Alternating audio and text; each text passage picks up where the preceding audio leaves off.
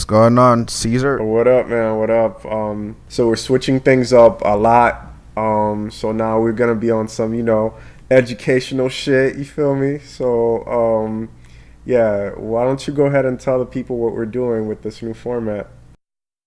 Yeah, so essentially, guys, this is gonna be our last kind of episode from the prior, format, prior episodes, and so from now on, we're trying to have a little more value, more substance to you guys, and so still gonna be a lot of bullshit, a lot of jokes or whatnot, but really the topics will be more value added. So it could be investments, real estate, stocks, how to navigate the corporate world as a minority, and so forth. So anything that we know in our life that could be a benefit to others out there could be a topic, and that's pretty much what we're trying to add to this new format that we have. But still, same show, same name of the show.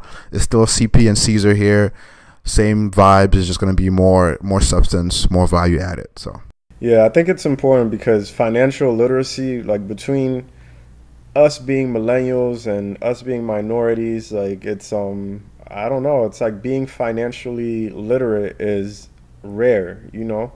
So we're just sharing our experiences. You can take from it what you want. Maybe you can learn from it. I think over time we try to educate ourselves and learn whatever we can learn. So it's only fair that we pass along the knowledge. So this week we're going to be talking about buying your first home, which is very important. I mean, I think from what I see, at least down here in South Florida, I see a lot of people that are, renting every month, but then like making really bad financial decision. And it just, I don't know about them, but it pisses me off that somebody's getting your hard earned money every month and it's not building any equity. It's not doing anything. So if you've ever felt like that, or if you want to buy your first home, this is the goal for the podcast today. yeah, and so actually, I wanted to ask you, like, what was your experience in buying your first home? So for me, the home buying process, bro, was it was a long process, to be honest. I'm from start to finish, from the time that I made the decision that okay, I want my own house, to when I finally signed. It was a long process. The reason I say that is because I spent a lot of time looking and I got a lot of no's before I actually got to where I needed to go. I attended a seminar on real estate, which now I'm realizing was a scam because I came out of it. What do you say that? Because I went there and basically like their whole well, there was like a registration fee. It wasn't much. It was like $50, $75 or something. But I went there and it was just like, oh, manage your credit and you know what I'm saying. But it wasn't really like, okay, this is the process A to B. I felt like I was scammed, and I felt like this is one of the reasons why I think it's good we're doing the podcast, because we're giving out free information to the people. But yeah, man, like a lot of these places where you go and they say oh, it's financial literacy, usually they have an ulterior motive and they wanted me to sign up for something, and I was upset because I was like, all right, I wasted my Saturday, I paid you guys money, and I still don't know what to do to buy a house. So I didn't really understand what I needed to do until I got on Google.com on the interwebs and just research that shit, bro. Like you just got to research and figure out what to do and figure out what works best for you. Yeah, I agree. I mean, a lot of it is online because, if you go to somebody else, what they're telling you is already online. Right. And so they're charging you for that information, which is already, out there. So that's a very good point. It's crazy because I went to, it wasn't a seminar, but I went to like a real estate kind of meeting recently in Orlando, Mm-hmm. and it was packed. And so I'm hyped up, and this is for, my investment, route that I was taking in real estate. And so I'm in there, I'm taking notes, I'm super hyped up. And then there's these people in the front doing all these presentations, bro, giving out, all information. And at the end, they're like, okay, to get more information, to really get like the like really important details, You only have to pay us Oh $10,000. my You get god. this. Oh my god. You get this DVD and then this book, and I'm like, what in the world? How the hell am I? Why do I have 10? If I had 10K, why would I be here right now? You know what I'm That's a saying? down payment on a house, to be honest. Exactly, bro. And you could hear a pin drop when they announce for 10K. Get all the information that you need. I'm like, bro, that's crazy. So They must be doing it because somebody out there is paying it. I mean, that's the only thing I can think of. oh yeah, I'm sure they're getting people. I mean, if you get a few people to pay for it, that's at least like if you get 5 people, 50K easy in one That's day. it. You know what I mean? So That's it. I was like, not me. Nope, I'm out of here. So I dipped. Fuck that. But okay, now that we talked about what real estate searching is not, let's talk about what it is. So after I got scammed or whatever, I went on the internet and I researched. So the first thing that I did was I went on, I think it's redfin.com, and I went on zillow.com, and I went on realestate.com, I think it's called. So all of these, I went on all of these websites, and every day what I would do is I would just look for houses in my price range, and then I would just contact whoever the agent was listed on there and say, hey, I'm interested in your house, blah blah blah. When can I get a viewing? And a lot of times, what people would tell me is like, well, do you have a pre-approval from your bank? And at that point, that was like ahead of some shit that I was even ready for. I was like, pre-approved, like what? I just want to see the house. You feel me? Like, but yeah, they always like, there's always gonna be like a barrier. And for me, getting that pre-approval was the barrier. But at least what I did was I went to a couple of houses, at least saw a couple of houses, and got my mindset to being that of a homeowner. So once I saw like, okay, I could actually hit somebody up from the internet. I could actually go see the house. Next, I got to get the money. Like it's a matter of time. Like I'm coming for this shit. So, what was your experience like? So yeah, as far as buying a home, I decided to buy a house about 2 years ago now, almost 2 years ago now, and it took me about 6 months to find the house, like me and the wife. And it was, like you said, going online, going on Zillow, redfin.com, and just looking at houses at my, price range or whatnot, and kind of see, if I like it, pictures, videos, and going to see the house, open house, and so forth. And so really, like, once I, found the house, I got close to it, I got the pre-approval, and that was really a process in itself, just to get that. And there's so many different options, FHA, conventional, there's stuff with PMI, down payments and closing costs, all this shit that, I didn't even account for. And so I was struggling to find, what I'm saying, like the amount of money, not only for the down payment, but also for the closing costs, what I'm saying? Right. Because most people don't account for that, and that shit adds up, bro. Yeah. So did you find the house and then get pre-approved, or did you get pre-approved and then go look for the house? Nah, I got pre-approved first, and the reason why is because, I would go see a house and say I'm interested in it, and by the next day it was gone. You know what I'm saying? Shit, yeah. And so if you don't have that pre-approval, there are people out there who are able to buy cash. You know what I'm saying? And so if you have to wait to go to the bank to get that, in a matter of days, it can be gone already. And so that's kind of frustrating. So really, step one in this case is to get that pre-approval from the bank and make sure if you go see a house, you like it, right then and there, you put an offer on it. You know what I'm saying? You're ready. So yeah, a big I guess a big something that really surprised me was the fact that that my credit was like, I just kept getting rejected. I was like, oh, pre-approval, I bet I'll just go to my bank, Bank of America, and make that shit happen. Nah, bro, like with Bank of America, like a lot of these big banks, bro, it's like when you're and I bought my house when I was like straight out of college too, with like not a lot of work experience. I just had a lot of money saved up because I was living at home with my parents, so I was able to do that. But as far as like credit and as far as getting somebody to believe in you that you won't default on the loan, these big banks like Bank of America really like didn't take a second look at me, bro. It was like automatic denial. I didn't even walk in there. It's like, nah, nigga, Damn. denied.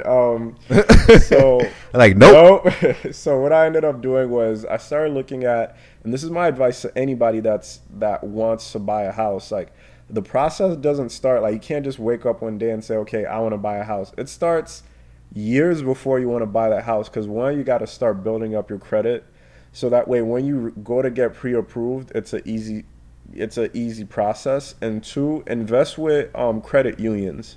A lot of credit unions support their community. They look for like, I feel like credit unions are more for the little guy than these big banks are. You know what I'm saying? Um, so yeah, that's also another option. And then the bank that I even ended up going with was one that my realtor put me on. My realtor was like, "Oh, I have this finance guy who can get you pre-approved," and I was like, "Damn, this sounds like another scam," but but fuck it. Yes. So yeah, that's how I ended up getting pre-approved with my realtor's finance guy. And I didn't even meet him. We just did the whole thing over the phone, and I was able to get my loan. Yeah, I mean, yo, that being said, I'm gonna go on a smaller tangent there. So I got my pre-approval for my next house that I'm buying, right? Yeah. And I haven't met the lady yet, so it's been over the phone. And so, I sent her everything's good to go. So she calls me and she's like, hey, I need a few more information or whatnot before I can proceed, right? Hmm. So I'm like, sure. So she's like, okay, what's your social? So I give her my social, okay. What's your address? All this other stuff. And then she goes, what's your ethnicity? Oh shit. And bro, for a split second, I was like, should I say I'm white or should I say I'm like some kind of other, you know what I'm saying? Yeah. Because I was like, then if I say I'm black, she might be like, denied, nigga, denied. X, nope. So I was like, I'm black. It's like, okay. So I'm like, oh shit, boy, it's not gonna go through, bro. But luckily, you know what I'm saying, it worked out. But I just remember like you saying how some kind of application they assume you were like white or whatever, Yeah, yeah. and you never I changed never it. You know what I'm changed saying? that till this day, nigga. So that came to my head, bro. I was like, yo, maybe he's on that wave. I need to keep that going. You know what I'm saying? So for a second, bro, I almost lied and said, yo, I'm Caucasian, nigga. I'm trying to get that rate. You know what I'm saying? But I didn't do it. And it turned out, she was honest and everything was good. But you never know. You know what I mean? Yeah, you never know, bro. You never know what kind of racial prejudice somebody has in their mind, and that at that moment, that person is like they're really holding your fate in their hands. You know what I'm saying? And that's what people don't understand. Not to go on a tangent, but that's what people don't understand about prejudice and systematic oppression, bro. It's very subtle. It's like that person won't call you the N-word, but they'll deny your loan, and you'll never even know that they had an issue with your race for some shit that you can't control or didn't do, you know? Facts. That is true. Okay, so to echo your sentiment, so yeah, to be able to get that pre-approval, it starts from like today. If you want to buy a house, you need to be able to save up enough, to put down on a house, but also pay your bills on time and pay your credit cards and all this other stuff to build your credits, so that way it's not a headache to be able to get a good pre-approval. Exactly. And That's really important. and to go on top of that, like don't just pay your bills on time, build up your credit. So if you have anything in collection, find out. Well, first of all, install a credit monitoring system, whether it's Credit Karma or something else. Install it because you'll be surprised when you log in there. Sometimes I hate logging into that because I'm like, fuck, I don't know what the fuck's going on, and it's always like a surprise. But yeah, install a credit monitoring system, preferably one for free. Credit Karma is free, and then see if you have anything in collection. If you don't have anything in collection, then try to build your credit and get a secure credit card from a credit union. Any other tips on how to build your credit? Because I know you got really good credit. Yeah, so what I've done was I opened a credit card, and what I would do is I would, like use it, for like gas or stuff like that, and I would make sure I would pay it off every month before it hits that due date. You know what I'm saying? So I never got charged interest on anything that I purchased at all. But since I'm paying the card every month, that junk is building my credit. You know what I'm saying? So that's how I did it. And there are whole different ways of doing it. There's, like you said, a secure credit card, a regular credit card, all kinds of stuff. You know what I mean? So, but as long as you make sure that you pay on a consistent basis and you don't pay after that due date, so you're not paying interest rate, right? And then also you're not overusing it. So if you're using, like, if your limit is like 10K on a credit card and you spend like 7 or 8,000, then that's not gonna help you. So you want to be able to use at least 3 to 4% of the max amount of your credit card. So like a very low 30 like to usage. 40, right? 30 to 40. Yeah. No, bro. Like, you wouldn't be able. No, I'm talking about. So if you have like 10K on a credit card, you don't want to use like 30% of the amount. You know what I'm saying? Like, you wouldn't be able to use as low, because really, like, what you want to be able to do is to say, hey, I'm able to use it and pay it off on time, but I'm not using like 60% of the amount. You know what I'm saying? Like, I have money to spend, so I'm just using like 10%. 15% at the most, but not like 30-40% of the amount. You know what I mean? Yeah. I always heard below 30 was good, but yeah, I mean, the lower the better, really. Which just makes me think that, credit cards aren't for poor people, bro. Like, if like credit card is for rich people. You telling me I got 10K, but I can only use like 1 or 2K out of that 10K? Like, if I'm broke and rent is due tomorrow, everything going on that credit card, and I'm not gonna be able to pay it back on time. So right. But you know what though? It's a trap. Really, you know what I'm saying? It's a trap. It really is. So if you can avoid that, yeah, definitely avoid that. You know what I'm saying? Because they want that to happen. You know what I'm saying? So yeah, I'm not. Yeah. So I did it that way. I just used my credit card, and I never paid one interest or late payment. And if I ever forgot, bro, and I got a late payment, I called. And I was like, hey, look, y'all niggas gonna take the shit off right now, or you know what I'm saying, I'm about to go off. And so, but you can't do that every time, right, bro. Right. You know what I'm saying? Every month, like once in a while. You calling? Yeah, like if you do like once, like twice a year, but okay, but like nigga, every month is gonna be like a no. But yeah. Okay, so step 1 is to be able to build your credit and save up some money. Step 2 is to get that pre-approval, right? What would you say is step 3? Step 3 is to do your research on what homes are available. Yeah, definitely do your research, because you can't just blindly trust a real estate agent to find you houses. Like, you have to be able to do your research. Stay on Redfin.com, stay on realestate.com, Zillow, or Trulia, all those websites. Stay on those websites and then make a list of houses that you like that are in your price range, so you can know exactly what you can afford. Speaking of credit, I think something that we forgot to mention is your debt to income ratio, because they're definitely going to look at that when you go get pre-approved for your loan. So even before you get pre-approved, just look at your debt to income ratio, which I don't remember what the percentage is. Do you remember what your debt to income ratio should be? I don't remember, but when you use like Credit Karma or those services, it'll tell you right away. You know what I mean? And really, it's just pretty much how much debt do you have and how much income are you bringing in, right? Yeah. And you don't want that to be something that is where you have, super high debt and you're making like, I don't know, 20, 30K. You know what I mean? So you want to be able to, if you have high debt, pay those first, like kill those right away, and be able to, if you can, build your income up to where it's able to be higher than like your debt. But I forgot the amount though. I'm looking at it, and it's between 28 to 36%. Okay. Yeah, so Yeah. your debt to income ratio should be between 28 to 36%. Basically saying that they look, bro, the process when you're buying a house, I've never felt more exposed in my life, bro. Like everything was being looked at. All my bank records, all my bank history. I'm freaking out. I'm like, damn, what if they see that purchase I made on Amazon and shit? Like, you have a random stranger looking at all your expenses, looking at all your debt, looking at all your income, and then saying yes or no, you're able to qualify for this house. So you gotta mentally prepare yourself for that too. Yeah.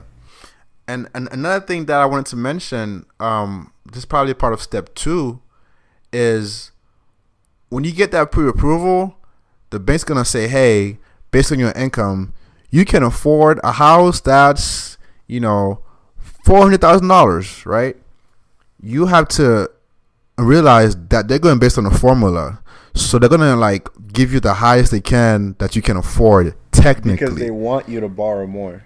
Exactly. So you as the buyer need to figure out how much can you really afford when you account for your expenses, your like other loans, if you have kids, like all these things take into account. So you need to be able to figure out. And usually like I've couldn't find if they give you a high amount, I'm taking like 20% off that, you know what I'm saying, as a cushion. Cause I can't just trust them to say, hey, yeah, I can afford this mansion because I make this much money. Nah, that's not how it works. You know what I'm saying? So figure out how much you can really spend based on your lifestyle that you live. Yeah, stay in your financial lane, bro. That's my advice. Stay in your financial lane. Don't be like, oh, I got pre-approved for this, but you know damn well you can't afford it every month. So yeah, that's my advice. All right. So let me see. Step one is to save up and uh, pay your debt. And was that it? Right? Yeah, look at your debt to income ratio. Ratio. Yeah. Get everything you can out of collections if you have any, and build up your credit. So yeah, that's step one. And then step two is to get your pre-approval. Step three is to do your research and figure out, like where you want to live and how much can you really afford, houses you like, and so forth and so on. I would say step four is finding a real estate agent that you vibe with, bro. I feel like a real estate agent really makes a difference in the process. It really does. Um, I had a real estate agent, bro. I had to be like, nah, you know what? Never mind. I low key fired her and got another real estate agent, bro. How'd you do the firing? Was it in person or was it like in a email Through a call? text, bro. I was like, Curb. I was like, I don't remember what I said. I was like, look, I feel like our priorities in finding houses is very different. Or I said, I feel like we Bruh. have some differences. I am choosing to move on with another agent. Bruh, you went deep with it, bro. You could have just said, "Yo, I'm moving on from like our thing. Like, I'm sorry, I found somebody else to work Nah, with." bro. That's crazy. Yeah, man. Because the issue, and I think it was two of them. I don't know. I think I went through two agents, and the third one was finally the charm. This lady was just like so nice and soft spoken and whatever. Like it was cool, whatever. But it's like, man, like I'm trying to find a house. Like I need you to like hunt these people down and negotiate this shit. You feel me? Like this is not a Yeah. massage. Like I don't need nothing soft spoken in this context. Like she was just so chill or whatever. I'm like, oh, I like this house. She's like, oh, let me put in a bid. Like, nah. I found my next realtor, bro. That lady was batshit crazy, and she got shit done. So yeah, it makes a difference who your real estate agent is, and I say keep looking until you find the right person. To add to that, that's a very good point. It has to be someone that you vibe with, and also if they seem, how can I put this? An agent also has their own motive Right. in the purchase, Yep. right? So although like they're helping you and they're in your best interest, but be aware that they also have their own motive. So if you have an agent and they seem like they have a ulterior motive, just walk away, because the more you spend on a house, the more that they are able to pocket as a commission. Right. You know what I That's mean? true. And so be wary of that, because I know people will, especially like new buyers, bro, like they'll push you to buy something that you can afford to get that money. You know what I mean? So as he said, man, if someone that you don't vibe with, they seem kind of shady, or they're just not being responsive, like just walk away from it, because it's not really like they work for you, so you don't owe them anything to be able to go through the whole process with them. That's right. And then, so a couple of tricks that real estate, like while we're on that topic, let's expand on it more. A couple of tricks that real estate agents do is, I think it's called upselling, but I know this agent really did it to me. She took me to the worst property, bro, like the worst, like the roof was falling off. It was like dingy and shit. I'm sure that shit was haunted. She took me to it, and that was the first property we saw. And I was like, man, like, all right, whatever, this shit sucked. And then she took me to the next one, and then she's like, damn, you see, like, compared to the last one, like, so now it's like a psychological trick, because, when I looked it up online, real estate agents do that all the time, and other people in sales. They'll show you something that's, like, busted and whatever, and then the next one you see seems way better in comparison, and then they can upsell you, and then in that moment you're like more willing to spend more money, because at least it doesn't look as bad as the other one. And that's what she kept bringing up the whole time. So damn, that's crazy, bro. I never really knew about that. I mean, that's wild, because that's like a mind game. yeah, it's crazy, bro. When I actually looked it up and that shit was like a real thing, it happens. So I don't know if in your experience, maybe you've experienced it and didn't know, or if maybe it only happened to me, but that shit is it's true. It happens not only in real estate, but in marketing, all kinds of sales. Yeah. Well, I guess for me it was different, because really I would be sending houses to my agent that I liked, that I want to see. You know what I mean? So I did not really allow them to. I mean, they'll send me stuff, but really I'll be like, hey, I like this house, I want to go see it. Or I seen this house, I want to go see it. So I kind of chose a house that I liked. But I could see, if someone's brand new and they're getting like a whole bunch of, list, or they can see it in person with the agent. That's crazy. Wow. That's definitely crazy. Yeah, man.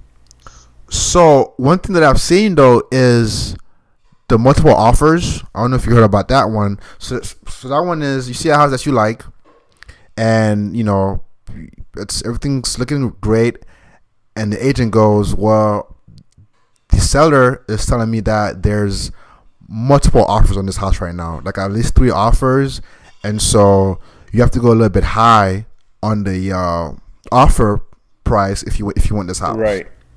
And so in your head, you're like, oh shit, this is the house. I found it. I like it. I have the money. Everything's good. But there's like offers on this house already, so I have to offer way more to get it. And so you offer more money. But what you didn't know is there's no offers on the house. Yeah, it's just you. Right. It's just you. But now the agent gets fucking more money. You just paid more money, and the seller's happy because he's, you know what I'm saying? So that shit happened. That shit, I see that a lot, bro. That happened to me, where I'm like, I don't believe this nigga, bro. Like, I'm gonna call your bluff. And so I would just either leave, not put an offer on it, or just offer like what I wanted to offer anyway. You know what I mean? Right. And then the thing too with real estate agents, just like car salesmen, even if you're doing something that you think is right, so let's say you call their bluff and you're like, all right, no, I'm sticking with my offer. They'll go back and be like, are you sure? Because, like, you know what I'm saying? Like, like, are you sure? I heard like blah, blah, blah. I knew this guy that was buying a house and he made the same mistake as you. I don't want it to be you. Like, bro, people, when it comes to selling stuff, people are just shady, terrible people, man. Yeah, that's definitely true. And another thing you guys could do is, it's not really a step per se, but find somebody who's already like done this before. You know what I mean? And just kind of see like their opinions on it. Yeah. Because that's one thing that I didn't do that I wish I did, to be able to go to someone and say, hey, I found this house. that I want to buy, and this is how much they're asking for it. Like, what do you think? You know what I mean? Because really, it was just me and the agent, and so I had to trust his word and kind of just go by my instincts. You know what I mean? So, Yeah, yeah, no, when people have experience in something, it's always good because they can help you out and you can learn from their mistakes. When it's just you, yeah, people kind of take advantage of that if they feel like you don't know about the process. That's one thing too that I really tried to make it seem like I kind of knew what I was doing. I'm sure I failed terribly, but at least I tried because I'm like, damn, the more I show that I don't know, the more I feel like I might get scammed. But it was interesting because I literally got 100 no's and I got one yes and it made the whole thing worth it. Like I was just calling random people and they're like, no, you'll never get approved. Like you've never bought a house. I'm not taking a chance out on you. And then when you finally get it, you find somebody that actually wants to work with you. It really does make a difference. yeah. Okay, so you go out, you find this agent, everything's going good, y'all vibing. What's the next step? Well, obviously that's to put an offer on a house, right? Assuming that you have the pre-approval, you've done your research, you find the agent, you find the house, and then you put the offer on it. Yeah, you put the offer on it, but then you have, I mean, when you put the offer on it, I'm kind of blurry on this part. Is this the part where when you get pre-approved, is that when you decide what kind of loan that you want to get? So when you get pre-approved, the bank will essentially tell you what kind of options it's for, right? So it's either going to be for an FHA or conventional, or whatnot. So I believe that's how that works. Yeah, for anybody that has low credit scores and feels like home ownership is out of their range, I would definitely say check out an FHA loan um, to get started. And the reason why I say that is because when you get an FHA loan, they only require between 3.5 to 5% of the total cost of the house. And then what I suggest everybody to do is have an extra 5% down just to cover the closing costs and everything else. But the issue with an FHA loan, which I know about because I got an FHA loan, is that with typical loans, if you have this is getting a lot detailed, but with the typical loan, if you have PMI, private mortgage insurance, which is basically the bank saying, all right, if you bail out on your loan, at least I squeezed some money out of you and made it worth it. If you have a conventional loan, after you hit 20% equity in your house, you're able to take out that private mortgage insurance because you're like, all right, I've paid 20% into this loan, so that means I can make it 80% of the way. With an FHA loan, that's not the case. Your PMI is forever unless you refinance. So that's something that people that take out FHA loans maybe don't know in the beginning, but it's really important to know because in the beginning it seems great and you can get that 3.5% and it's not much up front, but overall just look at how much your PMI would be and take that into consideration. All right, yeah. So I just confirmed that, yeah. So when you do get the pre-approval loan, then not the loan, the pre-approval qualification, rather, it's going to tell you if it's going to be FHA or conventional or whatnot. So you have to tell the bank, say, hey, I want to get pre-approved for an FHA loan. So once you get that, right, and I lost where I was. This is what, step 5? Bro, so much information, bro. It's crazy. So you find the agent, you find the house, and you put an offer on it. As he just mentioned that, yeah, like the FHA, bro, it's good up front, but I hate it in the long term, man. Right. Like because the PMI doesn't go away, and I thought about doing a refi on my house right now to get rid of it. Mm-hmm. But I have such a good rate right now, it didn't really make sense to do it right now, But yeah, if you could do an FHA, it's a good way to get into the game. You put a little bit down, you start, and then once you pay the house and you have, I believe, is it 80% equity in the house? For what, to get rid of the PMI? Yeah. It's only 20%. Yeah. 20%. Yeah, sorry, 20%, and then you do a refi, and then it's gone. So I'm probably gonna do that myself, and so that's a good way to go. But if you have the money and you could do a conventional, way, that's also a good way to do it too, if you can't afford it. Yeah, I mean, if you got the money, then you can literally just do 20% down with the conventional loan. That's if you got money like that. Um, Yeah, but yeah, to each their own, man. To each their own. There's so many to each ways their own. to get to what you want. You just got to figure out what works best for you. Yeah, that's true. Um, and as far as the approval, just make sure it's a fixed rate and that it's not gonna be a rate that's gonna change. That's really important. And make sure that all the terms that you see, that you understand them to a T, because that really it does matter. You know what I mean? Yeah, don't be embarrassed to ask a million questions because that's what they like. The process is confusing on purpose so they can trap you. So make sure that you're asking questions.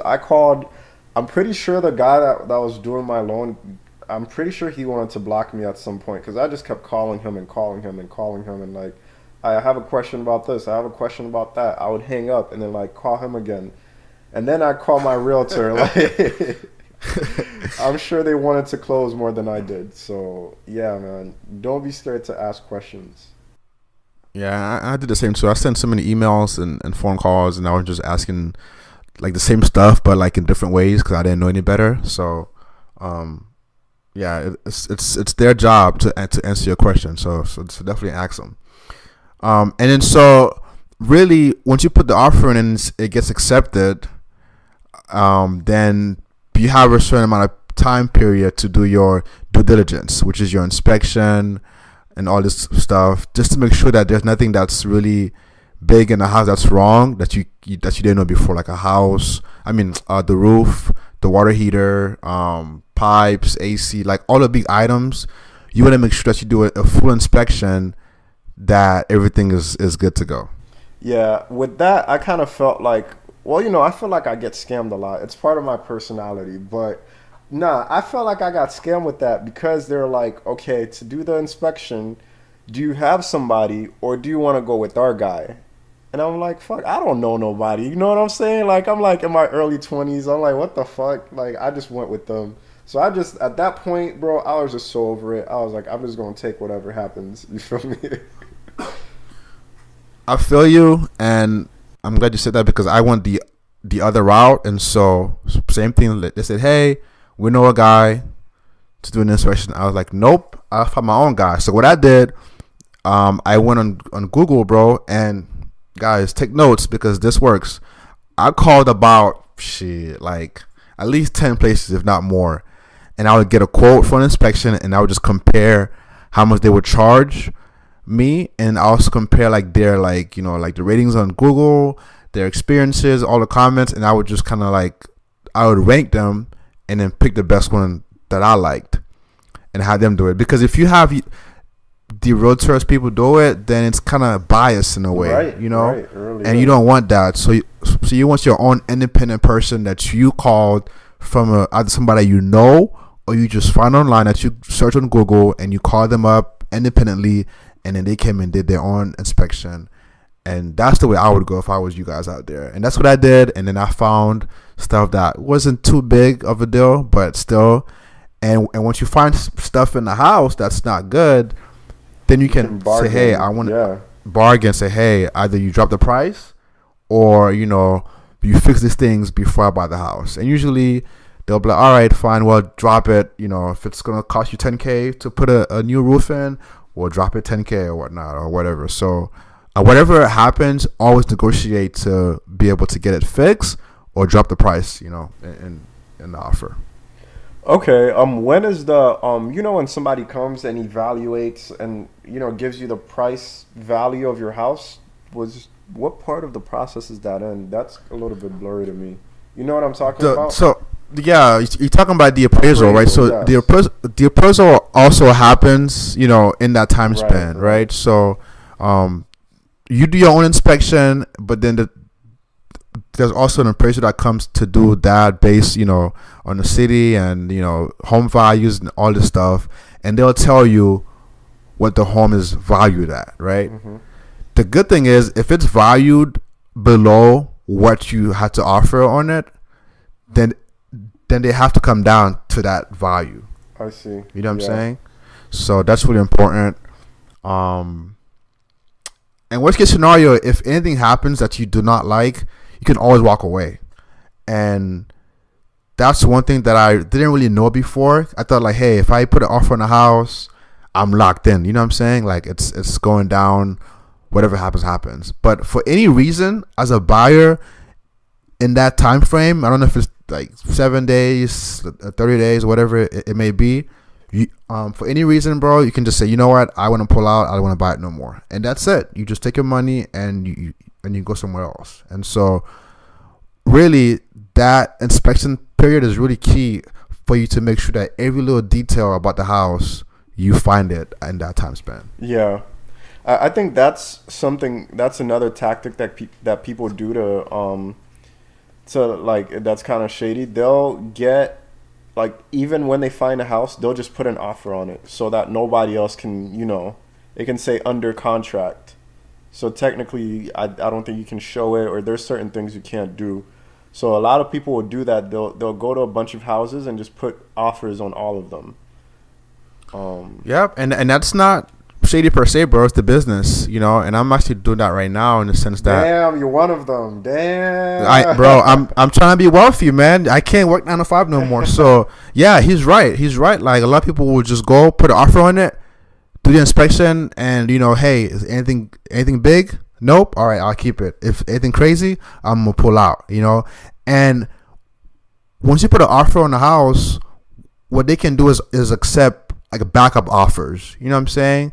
So if my offer like falls through and I pull out, then the guy who's next in line can get in on it. So really, that's the game. Put an offer on it and then do your due diligence and pull out if you have to. So it sounds shady, but that's the game, bro. It's the hustle. Hey, gotta play the game.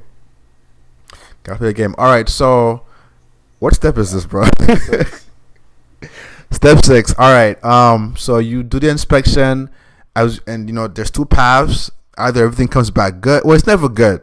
Stuff's always messed up, right? So either it comes back okay, like small stuff, and you either get the price dropped or fixed, or it's like major shit, like the water heater, the AC don't work, or the whatever it may be. And at that point, you can either pull out or say, hey, drop it $20,000 or whatever. And if you keep going, at that point, you just have to be able to close on that day, and then I think that's it, bro. I don't know what I'm missing, but that's essentially it. Yeah, I think that's about it. Well, no, then you gotta do the closing. The closing is when you sit down and you sign a bunch of papers and you feel like you're signing your life away. I signed so much shit, bro. I was like, what the fuck am I signing right now? Well, before we get there, though, how'd you feel when you had to wire the money into the escrow? Yeah, I was scared, no lie. I was like, damn, what if like this escrow is part of a scam and I just never see that money again? Bro, your life is a scam, bro. No money, no house. Oh man. So yeah, that's how I felt when I wired the money into the escrow. But that shit hurt, bro. It hurt because like just to be able to send that much money, you know what I'm saying, to like to a wire, bro. I was like, damn, that's a lot of money. I'm not gonna lie, I was eating a lot of ramen noodles after I bought my first house because I was dead, bro. Bruh. That's crazy. Okay, but again, and that money, it's not gone per se. If you don't buy the house, it comes back to you, I believe, right? And so it just sits in the bank until you actually go on with the actual buying the house. Yeah, that's true. Okay, so yeah, that is true. So what were we? Yeah, closing, bro. The craziest thing about closing is when you go, you've done everything, you've done the inspection, everything's is okay. You either got the price dropped or you got some stuff fixed, and you go there, and for the first time ever, you meet the seller. I don't know about you, but it's kind of weird to me. You know what I'm saying? And you sit there, and then you're facing the person and they're facing you, and you have your agent, their people, your people, and you just sign like a bunch of papers, and that shit feels kind of a little intense. You know what I'm Yeah, saying? bro. It really did feel intense. I felt like I was in a court, bro. I felt like I was in a court of law. Like it was just a lot of legal terms and stuff like that. And then there was something I really can't remember it. I know there was something with the city. There's this company that is supposed to do something. I'm really forgetting this part of the process. I know it's something to do with the city, bro. That's all I remember. So what do you mean, like city, like permits, No, or not even city permits. I forgot the name, but the person that does the escrow, I believe, that it comes to the closing. There's a name for the person that does the the closing. title The people? title company. Yeah, yeah, yeah, yeah, yeah, yeah. Um, I know it was something with the title company. But when it comes back to me, I'll mention it. But yeah, it's a very intimidating process. But at the end, when it's over, you just feel real official. Like it's, you know what I'm saying? It's been 6 months or a year or 2 years in the making, and you finally did it. So it's a good feeling. Yeah, no, it feels really good. Like once you close and you get the key and you're able to go there and shit. When you get there, I don't know about for you, but I had like a little sign in the yard that they put in there, and then you walk in and there's like a little gift bag and shit. And so it's a good feeling. It just sucks when you see that damn fucking mortgage bill, bro. Yeah.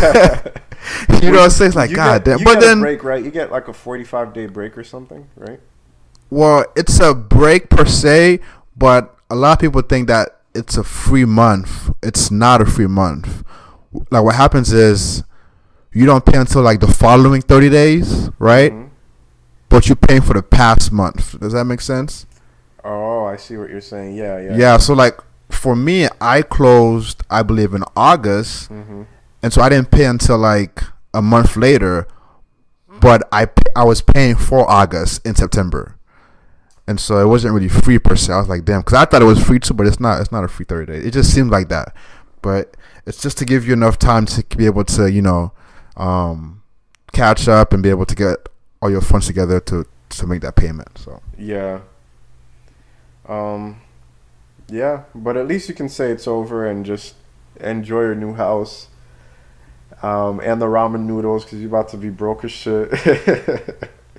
yeah, for real, it took a while to get back to it, man. Because yeah, I was love ramen noodles, but you know what though, I'm not gonna lie, it's definitely a different feeling pulling up to your house than going to an apartment. You know what I'm Yeah, saying? and you know, like It's that money is going towards your equity. You know, it's not like you paying for somebody to enjoy shit with your money. But wait, was there a freeze on your account? Isn't there like a freeze while they're looking at your account? I remember at some point I couldn't use my bank account at all. Cause so it's not a freeze per se, really. So you don't want to buy anything on credit cards in that time. Like before you do a pre-approval, obviously, right? Like don't buy anything big, like a car, a big couch, a TV. You know what I'm saying? Anything that's a big purchase, you don't want to buy before the pre-qualifications.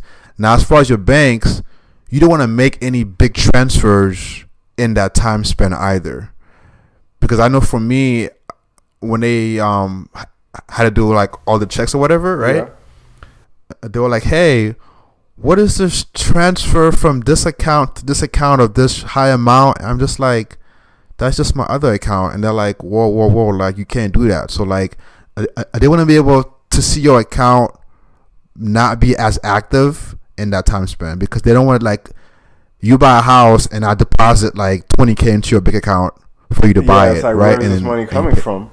exactly. So people do that, be like, "Hey, let me get 20K and I'll pay you back after I get the house." Like they don't want to see that happen. So anything that's big, so no big purchases, don't do any big transfers or deposits. Like it looks kind of shady, and so But you can get money declared as a gift. I don't remember what the max amount is, but if somebody wanted to give you money and help you purchase your house, there's a way to get it as a gift, like a certain amount. damn nigga, I never knew that shit. What the hell? Yeah, For yeah, real? yeah, yeah, yeah. Oh, that would have been lit. See, I never knew that. That's gems right there, bro. Yeah, because I think I was missing, like, when it came time to close, I was like, oh shit, you're missing this amount of money. So then I had a family member give me a gift, quote unquote, but I had to declare it, and they had to give proof from their bank account of where that shit was coming from. So it was crazy. But yeah, you can do that. And then if you don't meet it, also sometimes your real estate agent can reduce from their profit for, like, from the percentage they're gonna take, so that way you can meet it. Oh shit! I wonder which agents are doing that, bro. That's My crazy. agent did it, bro. I was like, yo, you was rolling Word. with it for real. Yo, I'm like, yeah, I'm buy you dinner, bro. Shit. Facts. I was like, thank God I fired that other lady, cause shit. Man, but yeah, there's all kinds of different ways, bro. If you want to make shit happen, it can and will happen. You just gotta persevere and persist, bro. But I'm telling you, those first couple no's, they were really discouraging, man. Like, when that person would just be like, "Oh, how old are you?" I'm like 20 something. Like, nah. Um. So yeah. Yeah, just gotta just push through, and you'll get there. So we're almost about an hour in. So can we do a recap? I don't know if I remember it. So step one is to save up, pay down your debt. You know what I'm Build your saying, and be credit. able to have enough, yeah, to be able to put down. Step two, get that pre-approval, Yep. either FHA or conventional or whatnot. Step three, do your research. And that can take a long Um, time. So that's really important. that is true. Yep, take a long time. Do your research. Find out like where you want to be, which like the range, and all this stuff. Step four, find the agent, and that's a little tricky because it's it has to be someone that you can have a connection with, and so as he mentioned, it's times you can have like one, two, three, four agents before you find out one person that like makes sense. You know what I mean? So take your time. Like, don't pick the first agent that you find to be your agent, like for good. You know. Right. What was step five? Sure. Um. Put an offer. Yeah. Put an offer on the house. Put an offer now. So, uh, step five is assuming that you already have the pre-approval and you have the agent. You find a house. You put an offer. Step six is like do your due diligence. Like do the inspection. Look at the appraisal. Find every little thing that you can find and negotiate that shit down. Like, that's very important too. So, what else? Step seven is you either pull out and say, "Yo, I'm not buying this house because it's it's a lot of shit that's wrong with it," or you continue and you close on it. I guess you go on. That's about it. You go on closing, sign on the papers, get the key, and then you're in there. And that's it. And that's it. But yeah, buying a house is like having a baby. It's a painful process, but it's worth it. Yeah, and then after you do it the first time, honestly, like if you want to buy another one, it gets easier as you go. So it's just kind of tough, like the first time ever. You know what I mean? So, yeah, it gets easier as you buy. If you want to buy more in the future, it gets easier. So Yeah. But that's it. Thank you guys for listening to our very first non-ignorant podcast. You feel me? stress, yeah. But no, the thing is that we always try to do some educational shit, but this is our first time going in depth with it and just really exploring what it's like to buying your first house. I mean, at the end of the day, man, financial freedom is where it's at. Like sometimes when I think about the people that are like paying rent for years and years and years and years, and you see, like, you think of the owner of the building driving a Maserati or a Lamborghini and shit with everybody's rent money, that should be pissing me off, bro. So I just want everybody to be financially free, financially independent, and yeah, it's like, here's my thing that I've been thinking about lately. The first step to doing anything, bro, is to just picture it. It's to like believe it. If you believe that person's better than you because they're the owner and you're the renter, you're never gonna go anywhere. You gotta imagine yourself as the owner, like as that nigga in charge collecting rent every month. Like you gotta visualize it, and put yourself in that mindset. And once you do, bro, you can make it happen. Yeah. That's definitely true, guys. So, I hope you guys like the new format. And again, this is going to be kind of personalized. This is us. This is our personal like stories about how we first bought our houses. So it's not like we're just going, off of an article that we saw on Google. This is like truly how we found shit out, how we did it. So this is going to be very authentic to our experiences, and hopefully you guys can, hear it and learn from it and so forth. So yeah, I'm with you though, man. I really think being able to be free as far as financials, bro, is key, because there are kids, bro, that are in their 20s that were buying houses that I didn't know about at the time. You know what I'm saying? Like while I was at the club or chilling or whatever, like they had the guidance from their parents to be able to buy one, to buy two, to have few properties while they're in college. Right. And so being able to have that foundation at such a early age is so important, that now that I'm about to be in my 30s, I'm like, yo, I need to be able to find my vehicle, to find freedom financially. You know what I mean? And it's important. Unless you want to work for someone, all your life, and that's not really fun, bro. Yeah. That's No, not fun. that's not where it's at. So I'm sure we missed a few things. So if we missed anything that you've experienced in your first buying a house experience, like let us know. If you know any tricks, tips out there that you learned that we didn't, talk about, share it with us, in the comments or whatnot. And yeah, our next topic probably going to be some that's, again, value added. So it could be stocks, crypto, I don't know, like whatever it is. So yeah, comment if you have any ideas, let us know. And yeah, we want to see you guys' reaction. Let us know about the new format. Let us know about if you have any projects of buying a house. And yeah, we'll go from there. Appreciate you guys for listening. It's your boy Black Caesar. All right, it's CP, and we are out of here.